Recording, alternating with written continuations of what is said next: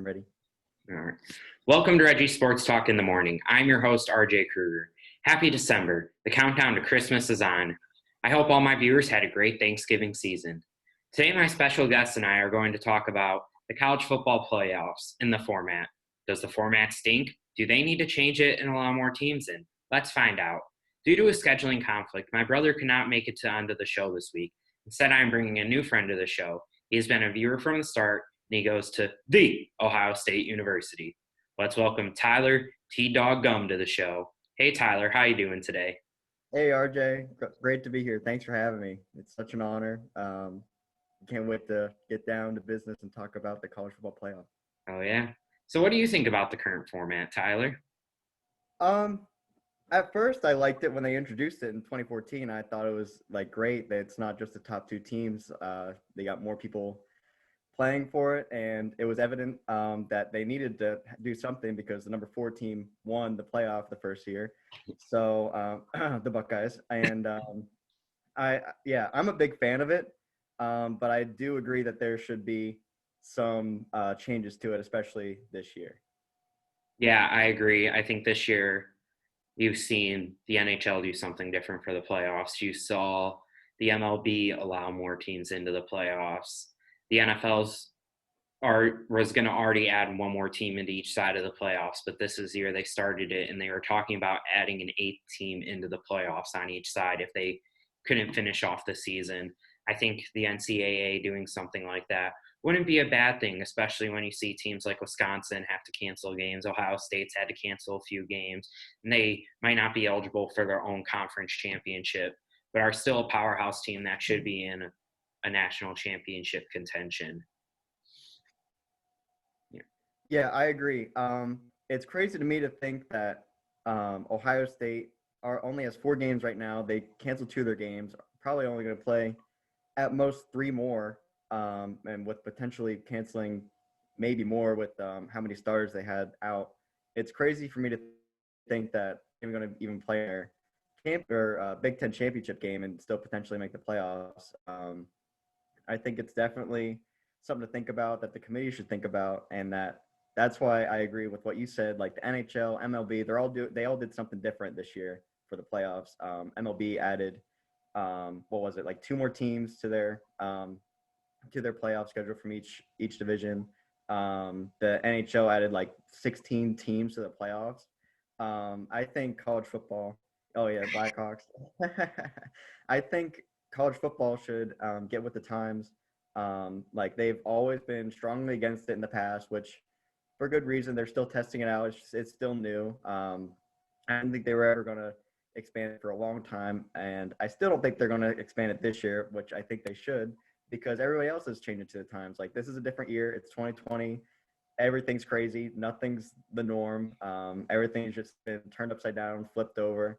I think there should have been something that they should have done at the beginning of the season, all right, this is going to be a weird season.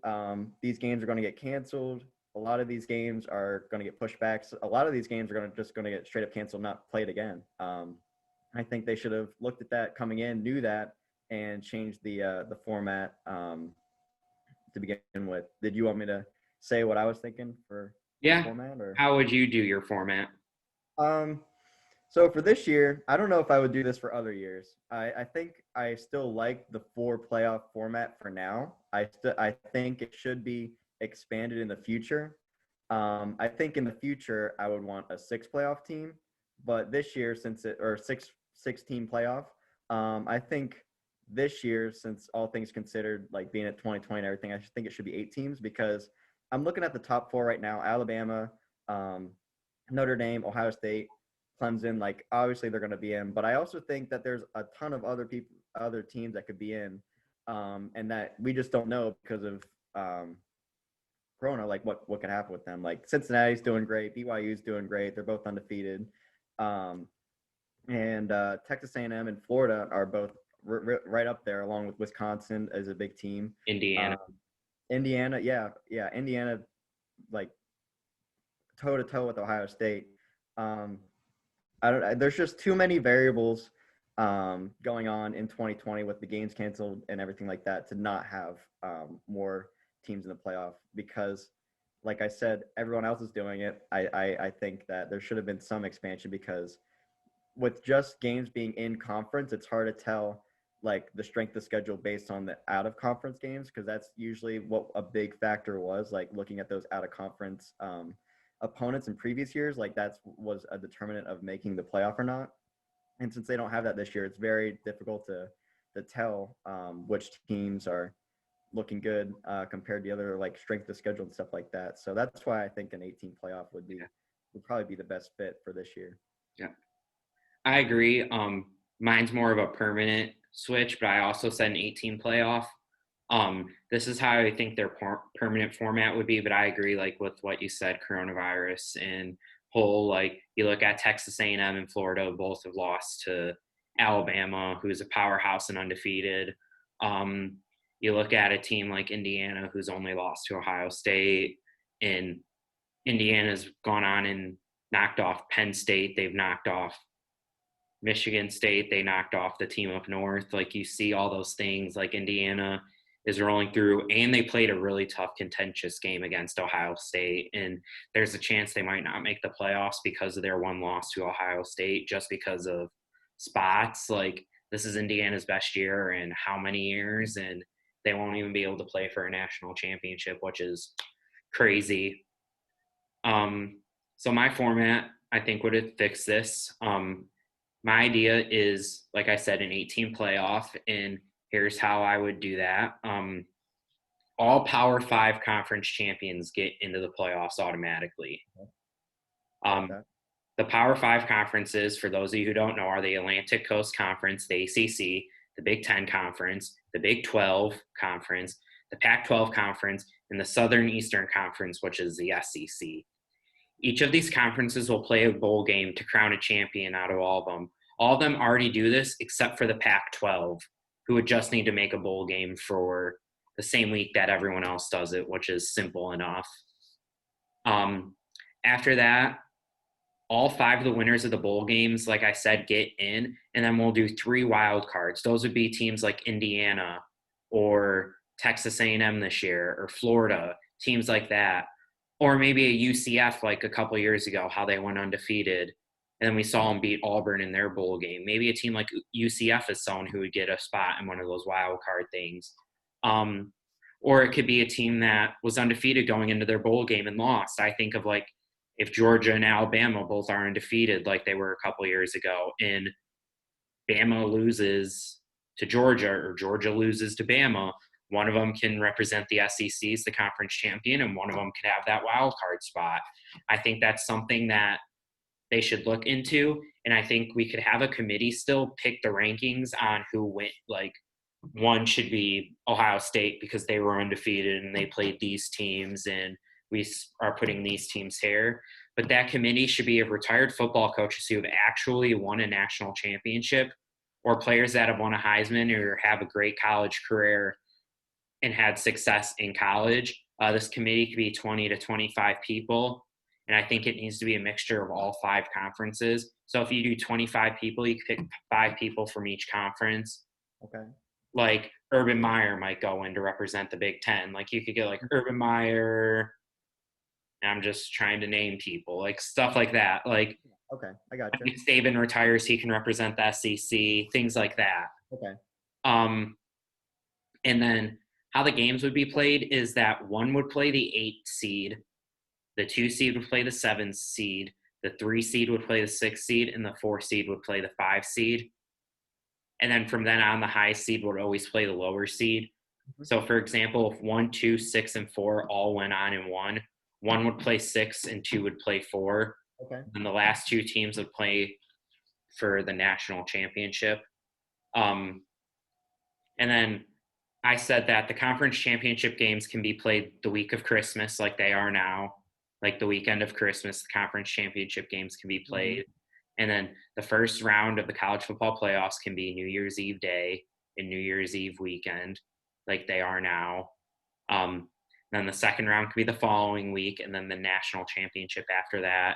And we all know the reason they won't switch it now is because the old men who are on the NCAA want to make their money, and they want all the and they want these games to be called the Outback Bowl and the Citrus Orange Bowl and whatever other sponsors they have. So we can take those names that they're getting paid for and use them in these brackets. So after the conference championship games, you could have the first round of the playoffs all have bowl names like the Orange Bowl or the Outback Bowl or the Chick-fil-A Bowl, whatever you want to name those bowl games that you're going to get money from so that they'll get their money.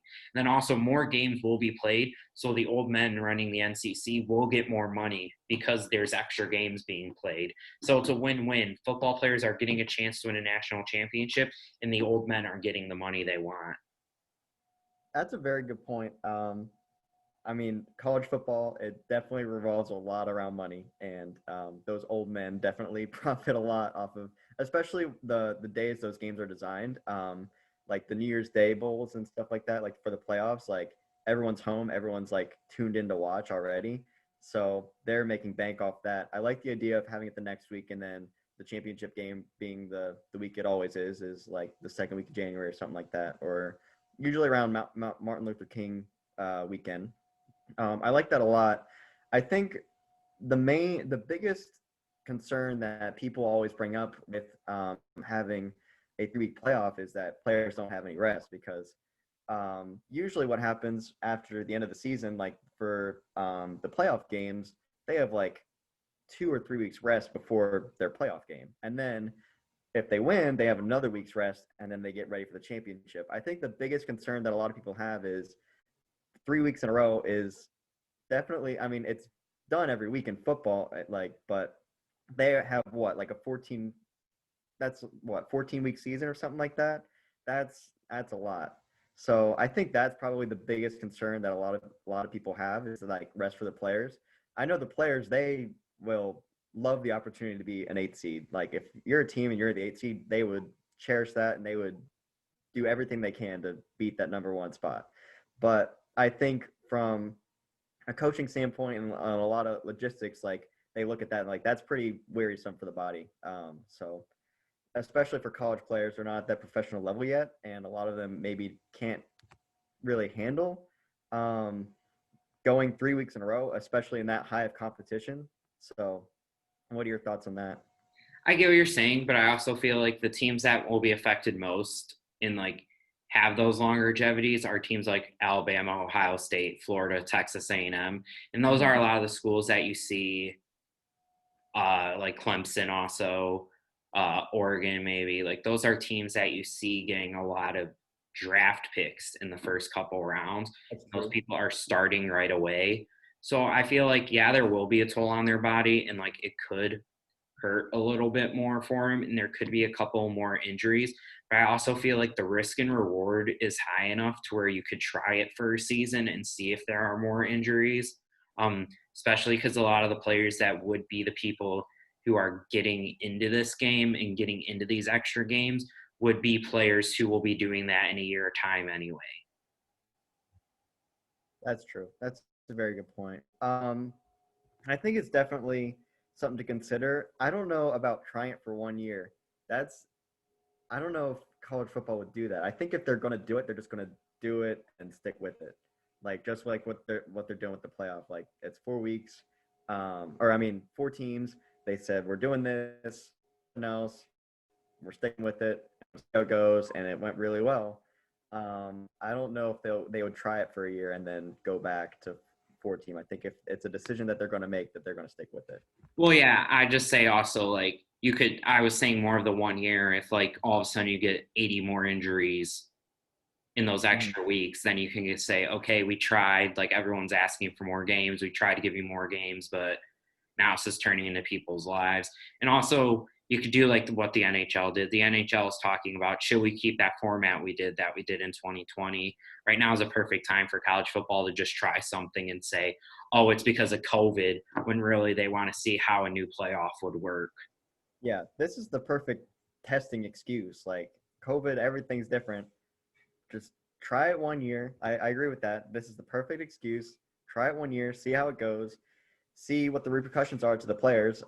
Heck, maybe it could boost some player status up with the pros. Like, oh, this guy really performed in the playoffs. Like, we could use something like that on our team, where like he performs really well in prime time. Let's see how he would fit in our system. I think it's a great idea, especially this year to do it, because like we said beginning, everyone else is doing it.